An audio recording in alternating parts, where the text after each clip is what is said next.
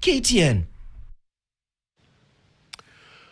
Katika eneo bunge la Baringo Kaskazini, maji yanaongezeka katika ziwa Baringo yamechangia kuharibika kwa barabara, miundombinu ya shule na kufanya safari ya wanafunzi kwenda shule kuwa ya hatari kila siku. Kama anavyoripoti mwanahabari Ian Zive, katika shule ya msingi ya Loruk, mamia ya watoto sasa hulazimika kuvuka maji yaliyofurika kila asubuhi ili kufika darasani, huku maisha yao yakiwa mashakani kutokana na kuongezeka kwa hatari. Kengele inapolia ni ishara ya kuanza kwa masomo, bali hapa sauti ya makasia yakipasua maji ndio inasikika. Mamia ya wanafunzi wa shule ya msingi Loruk hulazimika kuvushwa kwa mashua ili kufika darasani baada ya barabara kuu inayounganisha shule hiyo kuzamishwa na maji ya ziwa. Mashua ndogo ndiyo njia pekee iliyosalia ya usafiri, ikiwa na uwezo wa kubeba watoto 7 pekee kwa kila safari. Zaidi ya wanafunzi 250 husafirishwa kila siku, hali inayosababisha wengine kufika shuleni saa 4 asubuhi baada ya kutumia muda mrefu wakisubiri kuvushwa.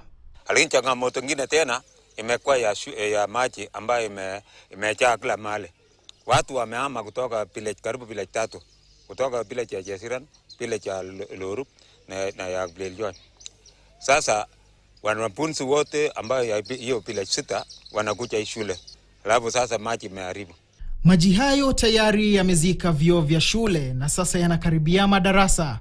Mbali na changamoto ya usafiri, hofu imeongezeka kutokana na uwepo wa mamba na viboko wanaoaminika kuonekana katika maji hayo, wakitumia njia hiyo hiyo ambayo watoto hupitia kuelekea shuleni. Asubuhi naamkia saa 12, naamkia pale naenda nachukua boat na kisha naenda naleta watoto. Sana